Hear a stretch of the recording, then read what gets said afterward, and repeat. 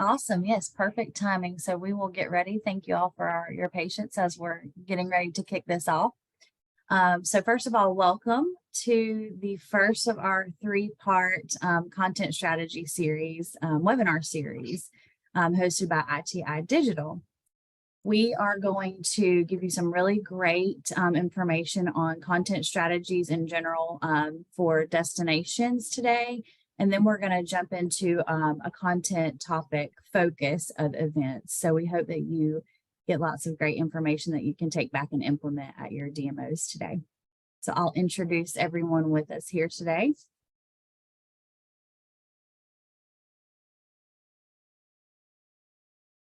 So first of all, myself, I am Kelly Godwin. I am the new Director of Marketing and Public Relations here at ITI. I've been on board for about 3 months now, so getting my feet wet. Prior to that position, I was at a destination leading a DMO in Florida in Gulf County for the last 10 years. So lots of travel experience and passion. So happy to be here with you today. And I'll also introduce one of our expert panelists. We've got Miss Alini Gill, one of my colleagues. She's the Senior Director of Tourism Strategy here at ITI Digital. And Alini has a wealth of knowledge on the travel industry. She's worked with tons of clients here at ITI and been here for 10 years and has some great information that she's going to pass along to you today. And I will do a brief introduction of our DMO expert panelists, and then we'll let them elaborate in just a little bit. But quick introduction for Mr. Kevin Costello. He is the Director of Tourism for Prince William County in Virginia and has a lot of experience in the travel and leisure industry as well. And then Miss Kat Patterson, she's the Marketing and Engagement Lead for Visit Bowling Green, Ohio, and has her degree in hospitality and loves to tell people how to think BG. So we're going to let them talk a little bit about their destinations here in just a little bit. But first, I'm going to hand it over to Alini to talk a little bit about website content strategies for DMOs and why they're important and give you some good tools to use. Thank you, Kelly. Thank you, everyone who joined. We're very excited for this very first webinar of the series, not only to address the events calendar, but to also give you tools and resources and discuss content strategy as a whole. So this short intro is really, why do you need, website content strategy? This concept may be familiar to your DMO, or it may be something that you're trying to get started with your team. And we wanted to make very clear that you can start small and you can start one thing at a time, but it is an important strategy that needs to be considered. So really, why, address this? There's a multitude of reasons, but it is most and foremost, an investment in your visitor experience. The visitor experience starts before they arrive in your destination, with your channels and with your brand, with the website included. So having a strategy and planning content accordingly will only be, an investment and therefore a return in your visitor experience. This website content and planning and having a thought through strategy will support your additional channels. So if you have, a social media presence and, if you do newsletters, having the more consistent that strategy is will only give you more tools and more resources for other channels that your brand is present. Having that also ensures, that you are creating content that resonates. I think one of the things that I see the most with across the board DMOs, small and big, it's really the challenge to be cohesive. We see a lot of things like, oh, we do this on social media, we do this on the blogs and on the website, but they don't talk to each other. We're pushing ads for parks, but we don't have a dedicated parks page on our website. So make sure that if you plan it, if you have a strategy, that will allow you to have timely, accurate content that resonates with the audience. It will also allow you to determine, when you have an overview, right? It will allow you to determine what is missing and what are the types of content that we have an opportunity here. I was working with a client last month. They're trying to push more. It is a beach destination, so they're trying to push more activities beyond the beach, right? Beyond what visitors already know that exists. But they realize they don't really have a lot of video content in all of their parks and trails, topic. So by planning it and knowing that they want to talk about things beyond the beach, it allowed them to see opportunities for content to be created. And this is really, opportunities for growth. So the more that, you realize and you have a focus, view of what you want to accomplish in a semester or a year, it will allow you to work with your team and work with your partners, agencies to continue to create and grow the presence of your content. And to take that off the theory here, I like practical things. So we wanted to give you some resources, and we'll be sharing, a full list tomorrow, along with the recording of this webinar. We'll be sharing a full list of tools and resources for some of these things that I will speak now that relate to the process of creating a content strategy. So my suggestion here is that if you've never created a content strategy for your DMO and for your website, that you follow this simple workflow that we have on the screen. And if you have created in the past, that you reevaluate, or if you're in the process of maybe launching a new website, or making sure that you're ready for the season, for the summer, make sure this, this is a great, simple workflow here that you can follow along. And we'll promote, some really interesting tools here. The key thing is that with everything in our day now that we do, technology plays, an essential role. So either technology for your website, but also technology with, day-to-day resources that we can use in our work life, to market better, to execute tasks better, and to be more organized. So technology plays a role that it's in our lives, and we have to incorporate it to be able to continue to bring value to our audience, in this case, our visitors. The few things I want to highlight for this 1 through 8 topic here is, defining the goal and your target audience is definitely typically the start that we suggest, if you're going to think strategically. There's many tools that a lot of DMOs are familiar, such as Google Analytics is one that people look, all the time. We'll have changes now coming in June, July for the new GA4. If you're not familiar with that, make sure you get familiar with that new view of your Google Analytics and what tools are available. But there's also, social media analytics that brings a lot of audience sentiment of what they're saying, what they're, experiencing as a visitor in destination.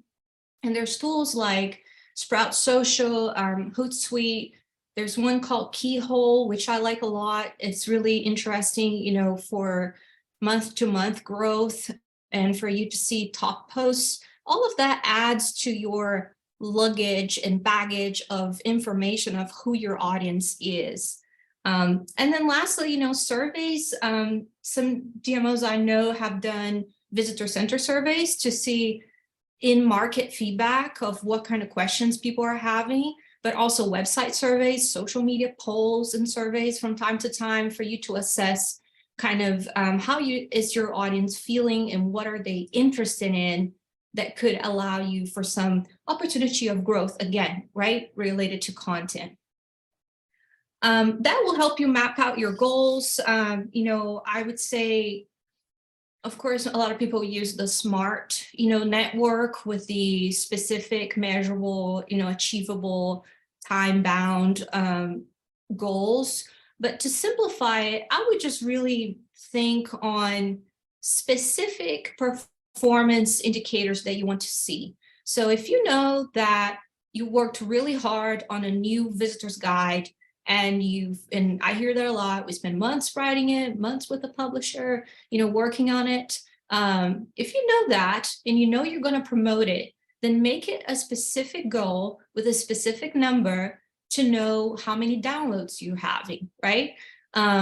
Another example, like we were talking about the parks and trails, if you know that that's in your strategy, that's in your calendar to promote more of my parks, then make a goal to see how much page views have increased in your parks page. Having those things outlined in bullet points of what you want to see as an increase with the percentage of visitors on your website, a percentage of engagement on that page, allows you to always come back and verify and really work with data to see if those strategies that you put in place are being effective. Lastly here, before we get into the creation of content, I would say also look at SEO. I know SEO is a big gray cloud above our heads a lot of times, but it's really important to see what people are searching organically, as it could also open for opportunities for content development.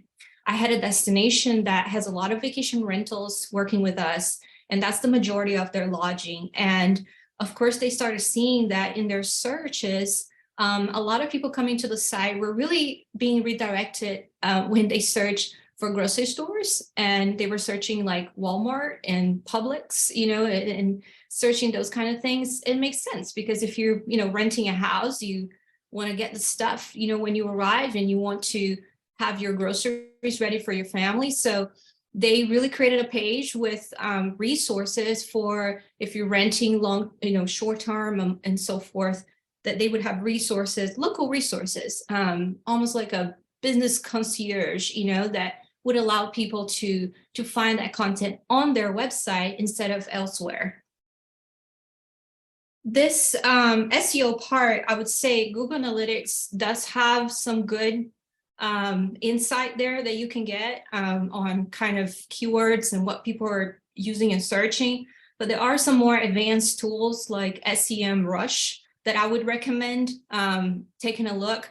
They have free plans and they have paid plans, but they provide more depth into what the search terms are and the period of the searches, and you can manage that and just have more information in your hands. Once you have all of this digested or noted, you will start having ideas of what can be addressed and what can be included in your content calendar. And that's really point 5 and 6 here on the screen, which is creating the content. I highly recommend to everyone that we work with, either with website development projects or social media management, anything, we highly recommend building a marketing calendar that is really including every channel that you have a presence. So if you do it in-house, or if you have someone working with you, like an agency, sending your newsletters or not, make sure that everyone that you work with, staff or third party, it's following the same calendar for your brand. And that makes everything cohesive, right? So everyone's following the same monthly thing. Everyone understands that May is fishing month and that the creative and the message will follow accordingly. There are several Excel templates. We'll have a few to share, post webinar. As simple as a spreadsheet that you can come up with the destination topics. And there's also tools like Trello, or there's one called CoSchedule that allows you to also across channels, across marketing channels, plan your calendar and plan what you want to promote. The end here is really the message that probably we hear many times in many conferences is monitor, measure, and adjust. This is not static. This is not a one-time task. It's something that you need to revisit and something that you need to adjust with seasons. If your destination, goes through big ups and downs through the year, it's something that you have to plan and revisit back to number one. So it really should be a circle on the slide here, because it goes back to defining the goals again and researching the audience again to ensure that what you've planned has been effective. So then I wanted to end with some best practices, and this will relate a lot to what Kevin and Kat will bring today. I know we want to focus on, most, I would say, in my opinion, most valuable and really high traffic page, which is the events calendar. But there's a lot of best practices that I would see as important for DMO websites as a whole. The number one is visitor personas. We try and hammer this is really important to see. Once you define that audience, make sure you're talking to them. If you know that you have a sports audience and a group audience, they're different needs and different people than your visitor audience, then make sure you talk to them. Sometimes that is done superficially, and it's like, oh yeah, we get groups and we get meetings, but you don't have like dedicated resources for them, or you don't have a dedicated page on the site. So make sure that you go all the way. If you define those personas, that you create content that will resonate with them. Another simple one is the seasonalities. If you have winter travelers and summer travelers that highly differ from each other, then how can you talk to them differently that they will feel more seen and more connected to your brand? That brings into number two, which is maintaining that calendar across the channels. We all deal with seasonalities. I'm in Savannah, Georgia, and sure, it's 90 degrees 8 months of the year, but we all have different types of visitors coming through, that 12-month period. So kind of working that through your calendar will really allow you to have up-to-date information. That's really, I think, as a traveler, if we can switch our brains now from destination managers to people that also experience travel, is you want to have resources that you can trust. So, managing this content, make sure that you are serving up-to-date information. Is very frustrating as a visitor, right? If we're trying to get to the page and we don't know if this still exists or not, and this business is closed or open. So making sure that matches, across your destination topics, it's very important. As you work on that, you may, I would suggest evaluating internal processes. Do you have inefficiencies? Do you have, 3 duplicated pages on your site that really promote the same thing, and it's just forcing people to click 100 times to get to the final information? You can evaluate not only internal processes like as your staff, but also how do we manage this? How do we update information? I was just speaking with a client that had really a challenge that, they just have a lot of rentals, and some of them are not technically registered to be a vacation rental, so they cannot promote. And you can tell, I can see the faces, how complicated that can get. So they just evaluated an internal process to say, look, once a month, we're going to go through the state registration. It's going to take time, yes, but once a month, we're going to do that because we are responsible if we don't have accurate information on the site. So that's what I mean by the number 4 here. This is important if you connect to having a content strategy. If you know that that's an important goal, how can you make it efficiently a piece of content that is efficiently managed? Number 5 is the fun stuff. Highlight local experience, rotate businesses. That's an evergreen challenge here as DMOs is, how do we feature what's new, what's local, and how do you rotate businesses so you don't play favorites, and make sure that you're, really including everyone that needs to be included. This is very easy to do if you plan and if you have a calendar that you can ahead of time, it's easy to focus on the ones that have a lot of resources online and a lot of good pictures, but you need to include that in your strategy.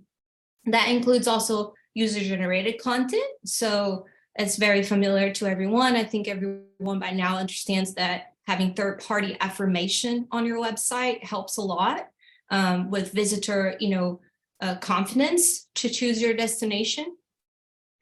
And I would bring number 7 in relation to that, which is back to, investing in your visitor experience is let's work and provide content that serves both planning and exploring stage. Keep that in mind that you're not only working with visitors that are only planning or visitors that are only in market. That person will work across all stages of their travel process there. So there's a destination in California, the San Francisco Peninsula, and they do a great job with their blogs. So they do a typical inspirational piece with a blog, but in the end, they also include interactive itineraries where it's more of an in-market, tool that you can get directions right away to those points. So it serves both audiences and it matches, cohesively working with their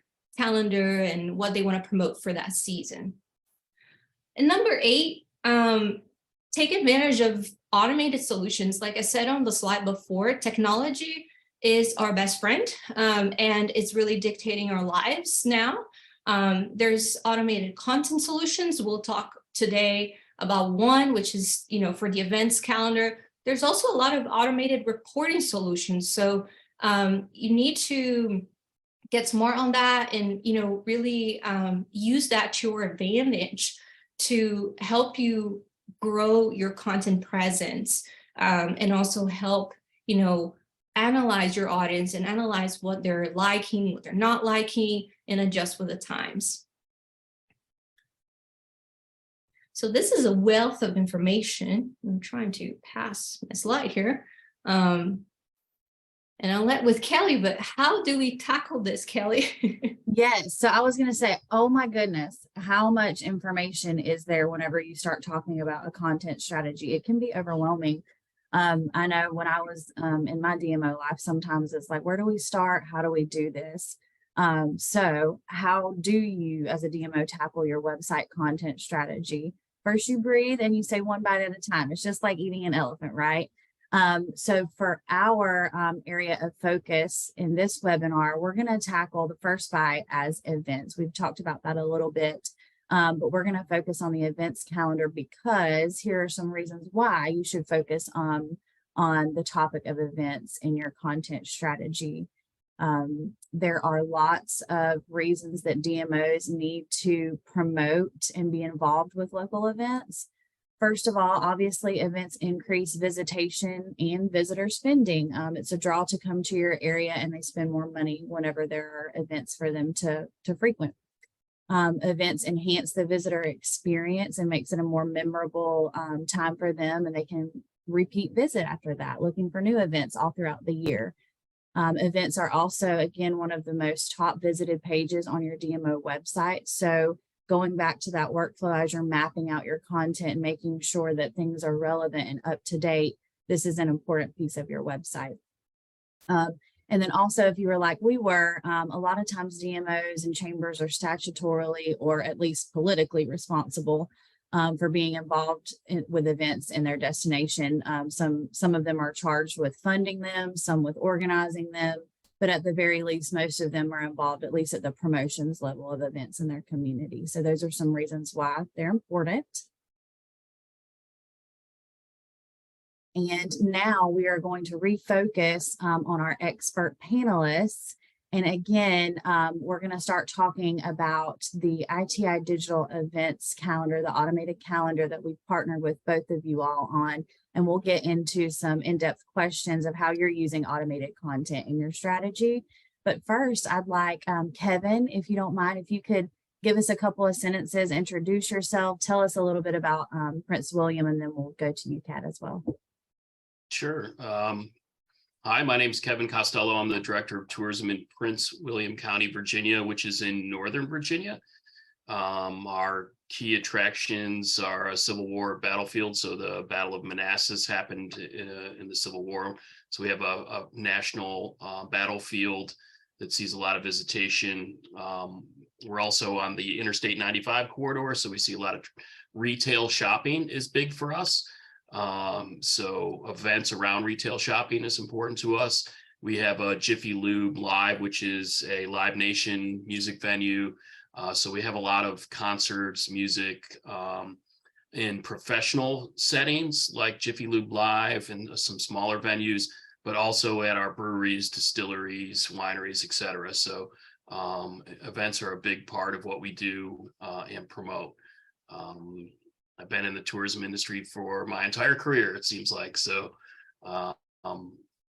most of it in Virginia, a little bit up in the Finger Lakes of New York. I moved down here from Corning, New York before that, where we also had the ITI digital feed as well. So awesome. Well, thank you so much for joining us today. I can't wait to get your feedback on some of our questions. Kat, I'll turn it over to you for an introduction of yourself and Bowling Green, Ohio. Sure. So my name is Kat Patterson. I'm with Visit BG Ohio. I'm the marketing and engagement lead, and I've been here for almost 2 years. So Bowling Green, Ohio is located in Northwest Ohio. So we're in between Toledo and Findlay on I-75, about 2 hours from Columbus. So we've got a great location. We're kind of right in the hub of everything, an hour away from Lake Erie. So we're a really great place to visit if you want to see a lot of other things as well. The main things that draw people to Bowling Green, we have 2 huge events. So that's why this was a no-brainer for us, because we are definitely event-centric here. Our big events are the National Tractor Pull Championship and our Black Swamp Arts Festival. And both of those bring people from all over the country as well as internationally. So those are huge events, and just trying to bring people in at other times as well to let them know what else goes on. And so that's our big goal. I've been in the tourism industry for several years, and just really enjoy letting people know about Bowling Green. Awesome. So you guys are definitely involved with events in your destination, and we're going to talk about some ways that you've incorporated the automation and the ITI calendar in your processes and what you found in doing that. And Alini, I know we may want to show a demo site at some point. If we wanted to do that now, we can show that just so that our viewers kind of know what we're referencing. Does that work for you? Sure. I'm gonna exit this if I can. There we go. I have your events, Kevin, pulled up here in your destination. Lots of great things happening. But this is what the Prince William calendar, we're making some updates, right, on the website now. So working with Simple View to make this update and with your team, Kevin, but as you know. So just wanted to show maybe an example if you've never seen it, just what it includes, a typical event listing, but visitors have the option to break down by time frame, by categories, and just filter, to their interest. They can also get all the details that they need. So, like you mentioned, the breweries, Kevin, great, weekly event here with a local business. They have not only the ability to view the details and the dates and the description, but visitors can also save to their own calendar. And, if you want a reminder that you want to attend it. The QR code, it's a cool technology integration here where if I just want to easily text it to some of my friends, I can pull that up with my phone. And the directions, of course, if you're in market, right, you can access the calendar and get to the venue. And we also want to cross promote. So what Kat said, right, like there's things happening all year round. How do we cross promote and keep people back to our goals, not keep them on the site only, but also keep them interested in the destination and show that we do have a lot going on. Absolutely. Thank you for that quick intro into the calendar. So now we're going to talk about some questions about the calendar and kind of how it helps with part of that content strategy workflow of creating content, publishing it, managing it, and all of that.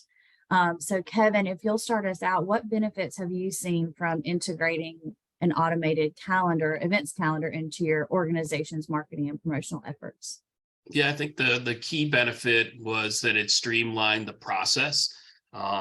You know, as you mentioned, was mentioned earlier, the events are probably one of the key things that people are going to a DMO website to look at.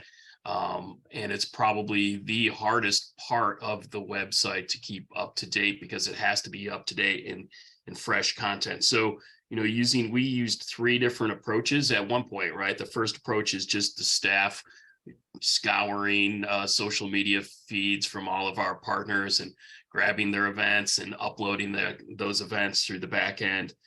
The other was just to ask partners to send staff their events so we could populate the events feed. And then we're Simple View clients, so to try to train and encourage partners to use the portal was a bit of a nightmare, right? Like 10% at most of all of our partners would even do that process. So that was one of the impetuses for us to, you know, consider using ITI Digital, was to be able to streamline that process, right? Find a better technology to be able to pull the information instead of pushing the information, right? So just streamline it was the biggest benefit. And then once we were on board, realizing that we were missing a whole lot of events using the process that we had before, that 3-pronged approach, right? So opening it all up and absorbing all of these new events and discovering how much there was out there allowed us to increase the number of events that we were able to populate on our website. So for us, those were the 2 key benefits we got right off of the bat from, you know, contracting with ITI Digital.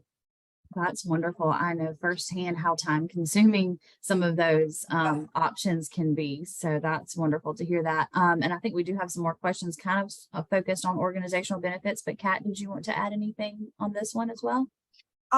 For me, I think so we actually had a separate website that was just our calendar. And so integrating everything onto one website is going to make it so much easier. So we won't have 2 websites to tell people. It keeps everyone on one website. We didn't have anything about events on our visitbgohio.org. It listed places, it listed things to do, things to eat, but you had to go somewhere else to find the events. So I think this will help users. It's a lot more user friendly, and then the time savings on our end as well. Wonderful, wonderful. All right, we'll go to our next question. Similar to some of those answers, but maybe we can dive in a little deeper. So how has the automated events calendar impacted the way you manage and promote events in your destination? Kat, we'll start with you this time. I know you were giving me some quantifiable ways that it has helped you in your time savings and processes. If you could speak to that. Sure. So previously I was spending like half a week, like up to 20 hours almost, trying to find all of those events, kind of like what Kevin was talking about. I am that person that was scouring everything and then putting it in. And so that has taken that time down a lot. And then also, like Kevin said, we still weren't finding everything. You know, after all of that, you still were missing things, and people were like, well, why didn't you promote that? Well, I didn't know about it. So I think that's taken a lot of that stress off of it. And so it's allowed us to be able to go to, when we have opportunities to go on TV or on radio interviews and say, like, these are the different events, and be able to be pretty confident with that instead of not knowing what's going on and feeling kind of like blindsided.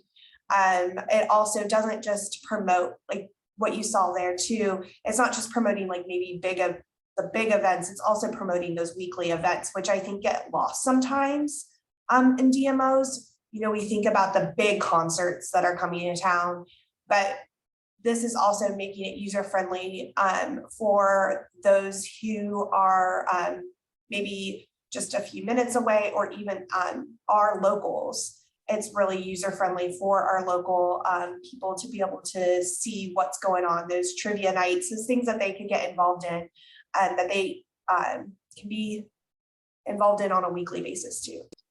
Yeah, absolutely. Thank you. I agree with that. And I think kind of what you brought up as using this as a tool for education for your staff Mhm. and for your team is a great idea as well. I know a lot of clients will print these out and have them in their welcome center for visitors who Mhm. are walking in wanting to see what's happening while they're in town too. So using it internally and as a welcome center tool is a great suggestion as well. All right, we will move on to our next question.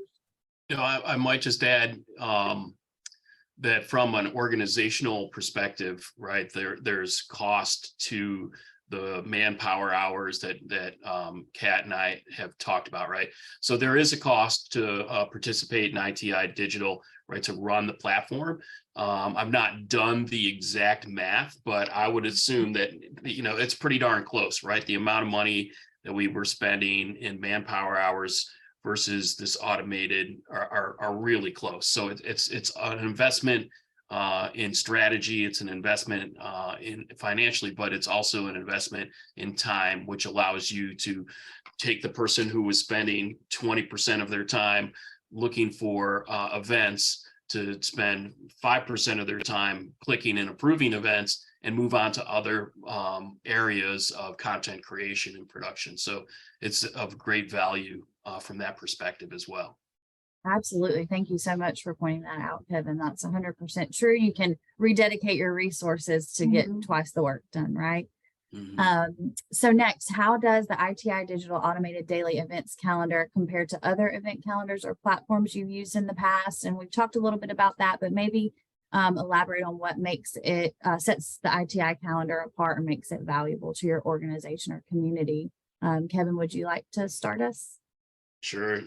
I start to smile when it's in your past, right? So I've been in the industry for a long time.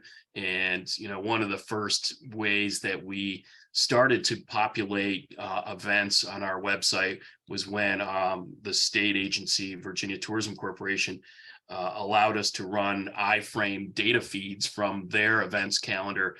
And we thought like that was the greatest thing in the world, right? Because it cut down time that's when I was in office of one, right? So I would feed events listings through their back end to virginia.org.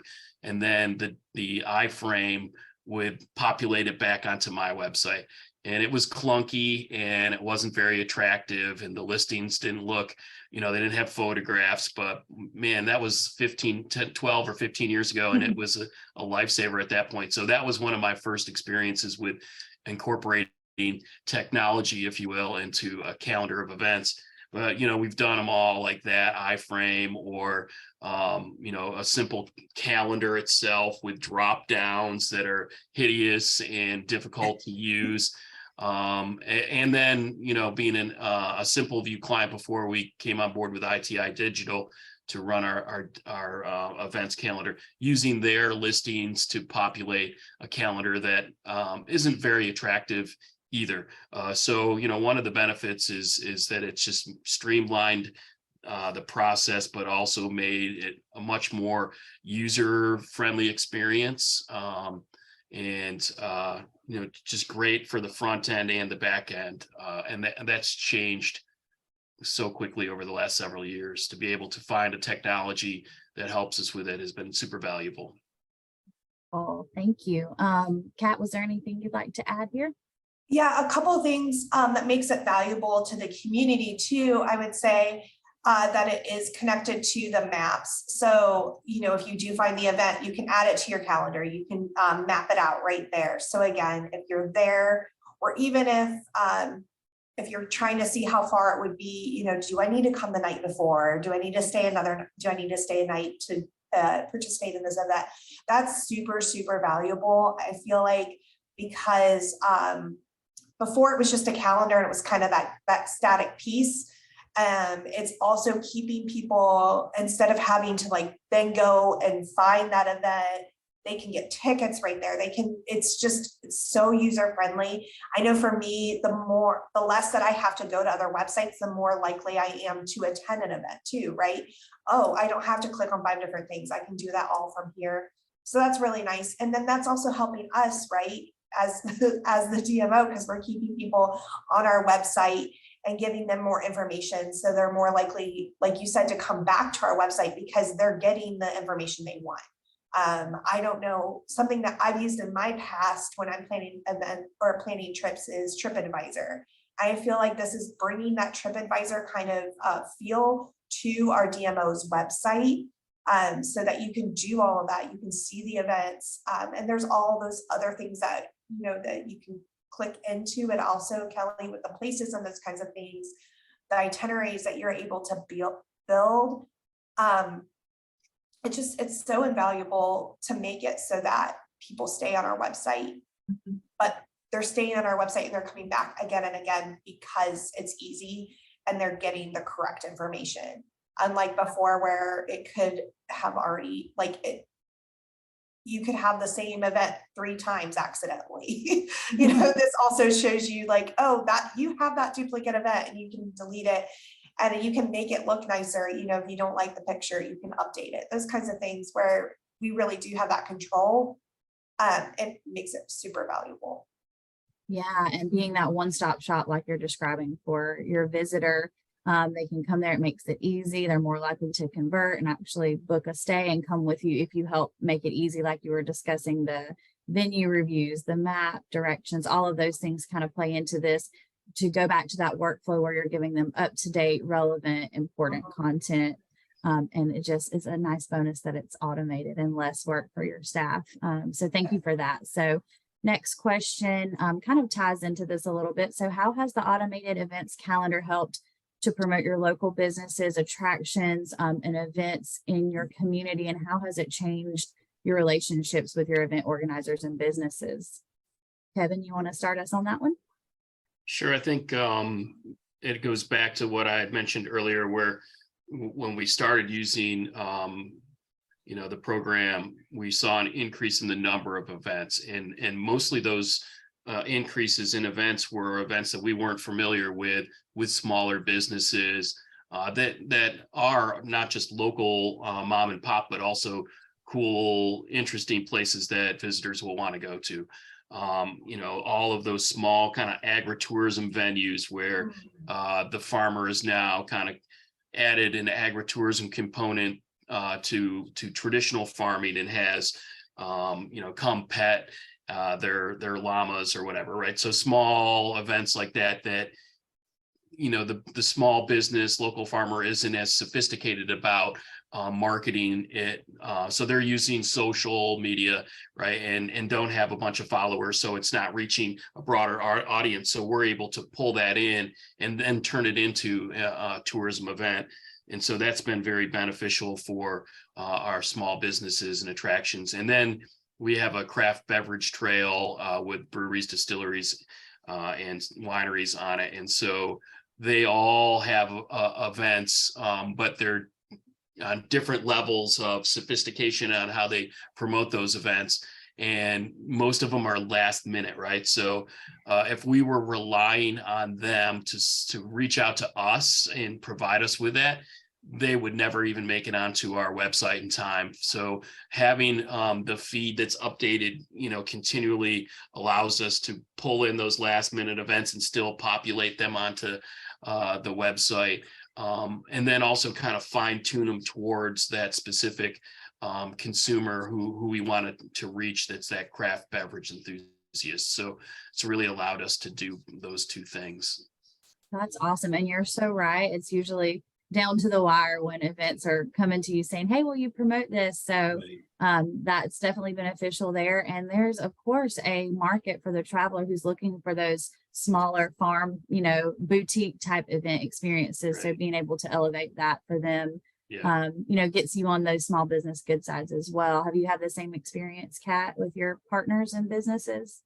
So we are early in this, so we haven't rolled it completely out, but seeing how it works on my end, I can definitely see how that would be attractive to them. Also, it doesn't really necessarily rank things either. So when you go in, if you're as a traveler, if you're coming in, you can look you can find what you're looking for and put your interest in.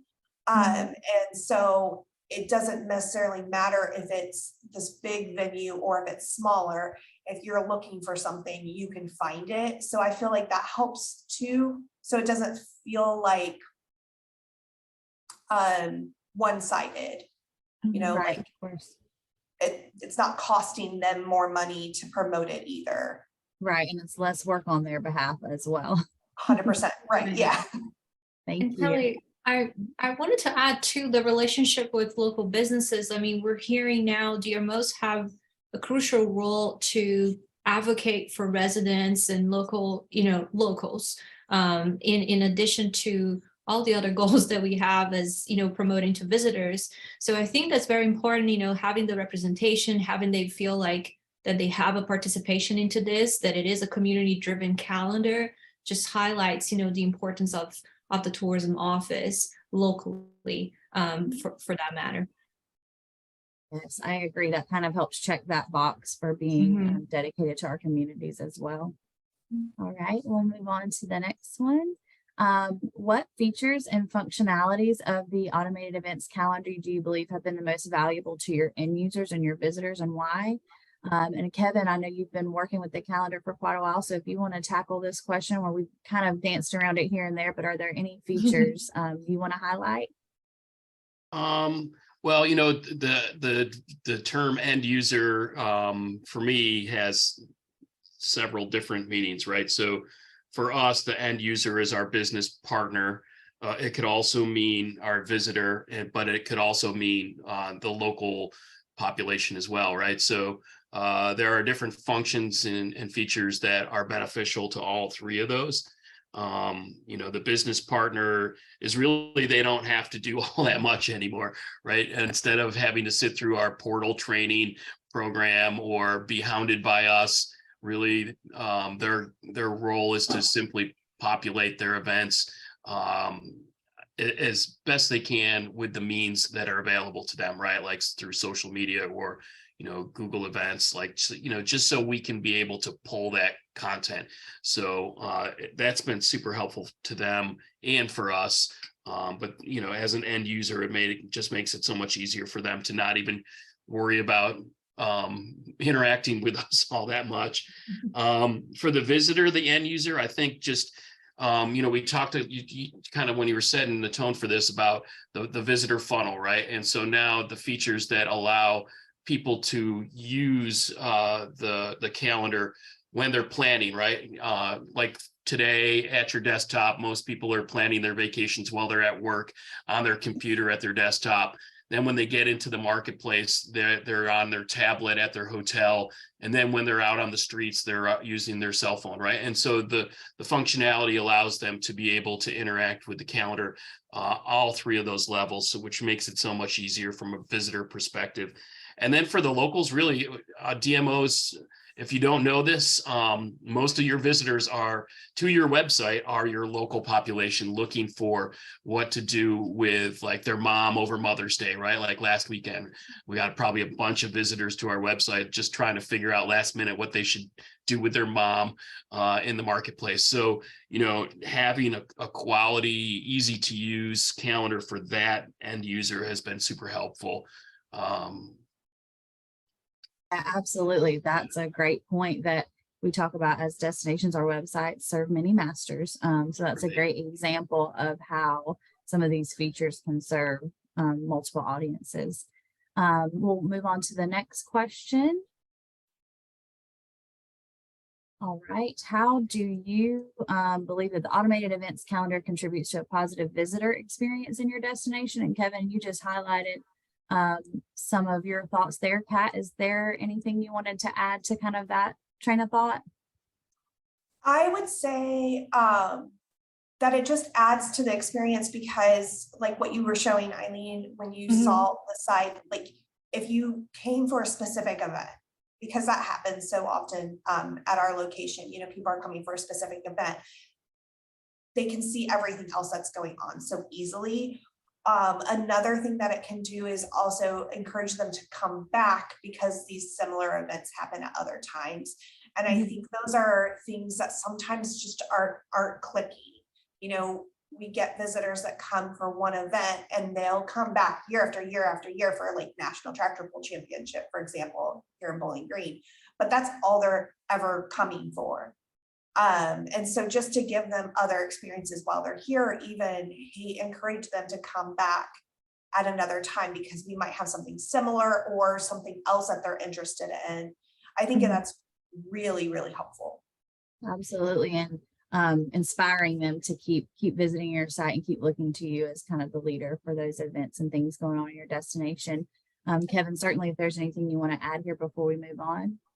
Yeah, I think the mapping functionality, the itinerary building tools help, make sure that the visitor knows where they're going, right? Also puts them in control of creating, a couple of other events that, if they want to add on to it, to the experience. And then having the ability to, post-COVID, check and make sure with the place they're going to that they're open, right?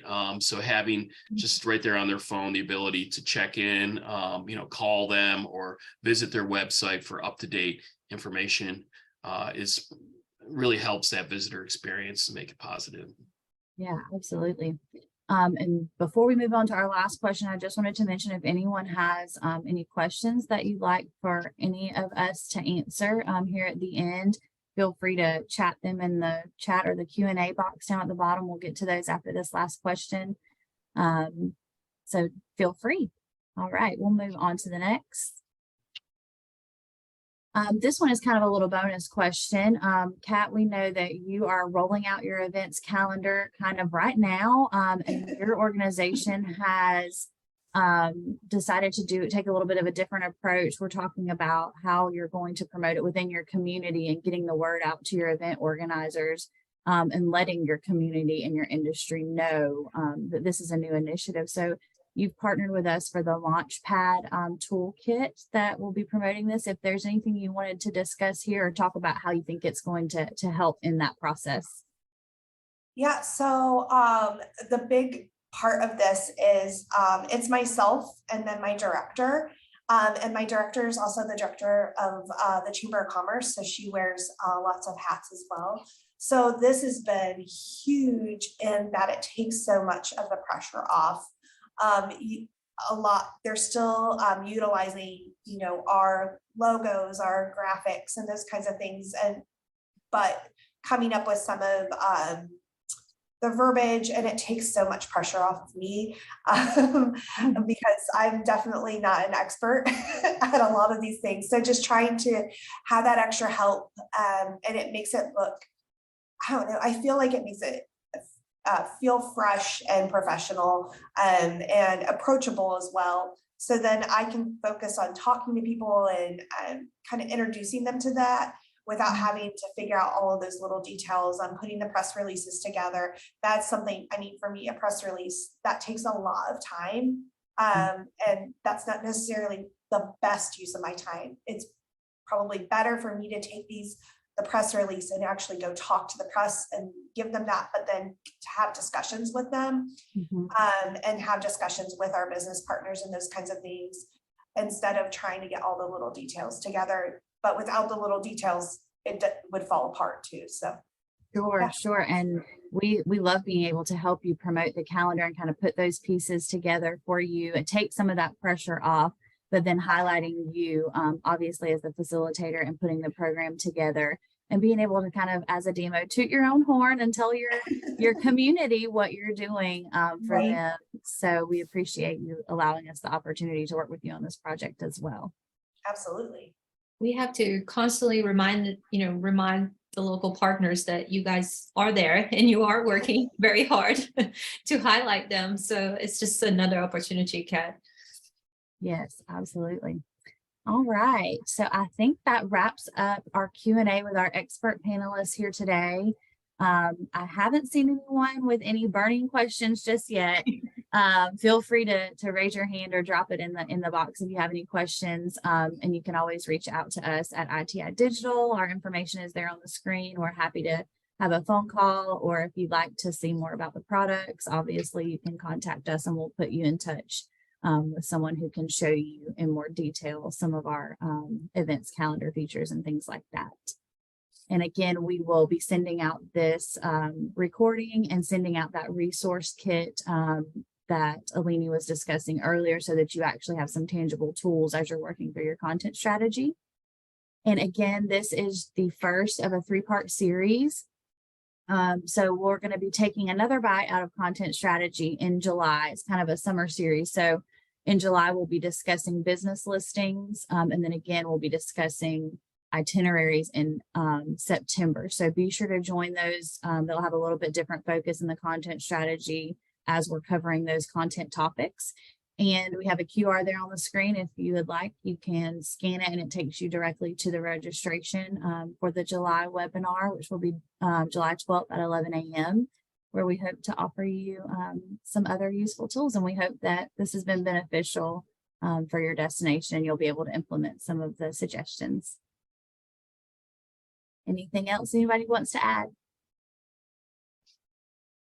Again, Nope. Thank you, Kat and Kevin and Alini, for being our experts today and passing on such wonderful information. We appreciate you all. Thanks for inviting Thank us. Yeah, Thank Thanks, you. guys. Thank you so much.